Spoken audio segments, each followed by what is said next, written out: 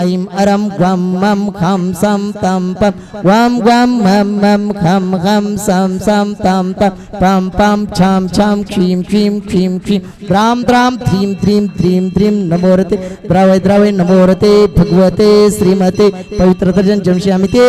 स्वाहा झम झम क्षीं क्षीं क्षीं क्षीं द्रां द्रां द्रीं द्रीं द्रावे द्रावे नमोरते भगवती श्रीमती ओम ह्रीं क्रों मं पापं खण्डय खण्डय जय जय द द पच पच पाचे पाचे ओम नमो अरं झं क्षीं क्षीं खं स छं वं र य स क्षां क्षीं क्षूं क्षैं क्षूं क्षौं छ क्षीं रां ह्रीं रूं रैं रौं रं द्रां द्रीं द्रावय द्रावे नमोरते भगवते श्रीमती ट परम पूज्य संत शिरोमणि आचार्य भगवान विद्यासागर जी महामुनींद्र संगस्त मुरार स्वास्थ्य लाभस्य परम पूज्य आचार्य श्री समय सागर जी महाराज स्वास्थ्य लाभस्य आचार्य समय सागर जी संगस्त मुनिरा स्वास्थ्य लाभस्य आरिका संघ स्वास्थ्य लाभस्य समस्त ब्रह्मचारी ब्रह्मचारिणी स्वास्थ्य लाभस्य श्री महेश ईश्वरलाल जैन एरंडोल निवासी परिवारस्य मोनाली महेश जैन परिवारस्य विमलाबाई ईश्वरलाल जैन परिवारस्य सुनील ईश्वरलाल प्रमोद जैन आशीष भागवतकर परिवारस्य यश भागवतकर परिवारस्य नितिन पळसापुरे परिवारस्य राहुल खोपटे परिवारस्य दिलीप भागवतकर परिवारस्य श्रेणिक गडेकर परिवारस्य सुनील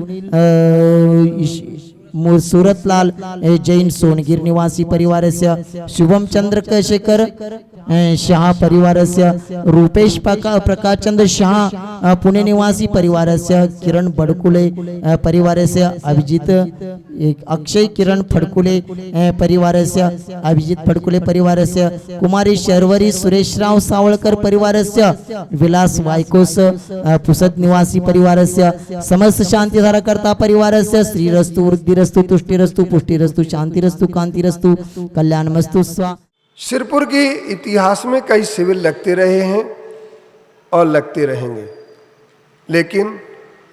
जैन विद्या संस्कार शिक्षण शिविर जो यहाँ पर आयोजित हुआ, यह शिविर एक अलग अपना ऐतिहासिक महत्व रखता है। शिविर की सबसे बड़ी खूबी यह रही है, जैसा कि अशोक वामन राव जी ने बताया, कि इस शिविर में प्रभात में सबसे पहले नंबर हमारा योग शिविर रहा और योग शिविर के माध्यम से स्वास्थ्य का लाभ लिया गया। इसके उपरांत हमारे लिए जो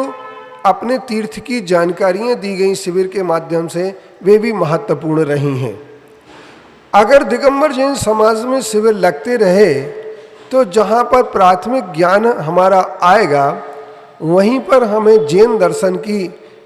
सूक्ष्म से सूक्ष्म व्याख्याएं भी प्राप्त होती रहेंगी। इस शिविर को सफल बनाने में जालना से पधारे हमारे भाई गोमटेश और पारस ने काफ़ी अच्छा सहयोग दिया और इन लोगों ने मेहनत की। परंतु मैं एक बात ये कह देना चाहता हूँ कि अभी हमारे जो शिविर लगते रहे हैं या लगते रहेंगे, उन शिविरों के माध्यम से ही हम एक जागरूकता और जागरण का वातावरण बना सकते हैं। जब हमारे पास जागरण और जागरूकता का वातावरण होगा, तभी हम तीर्थ रक्षा में सफल होंगे।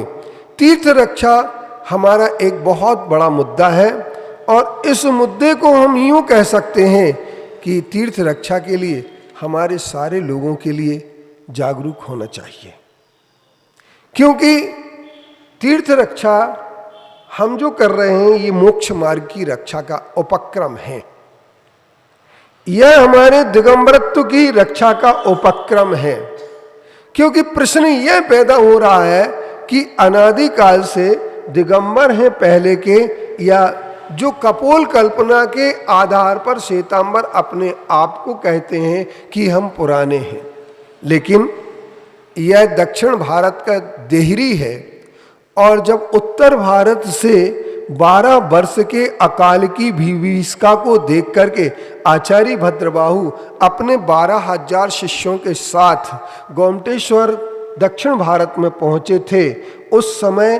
के बाद ये परिस्थिति बनी उत्तर भारत में कि जो साधु थे, जिन्हें श्रावकों ने स्थूलभद्र के नेतृत्व में रोक लिया गया था, उन सब ने कपड़े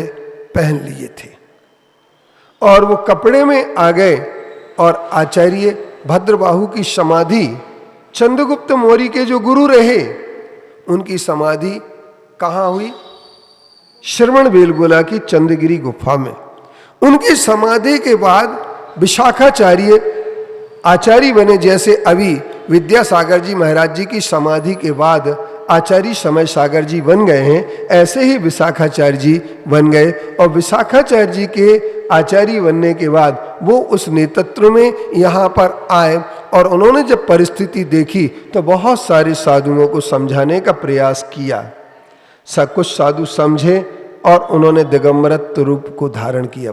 क्योंकि बिना दिगंबर बने मोक्ष नहीं मिलता है।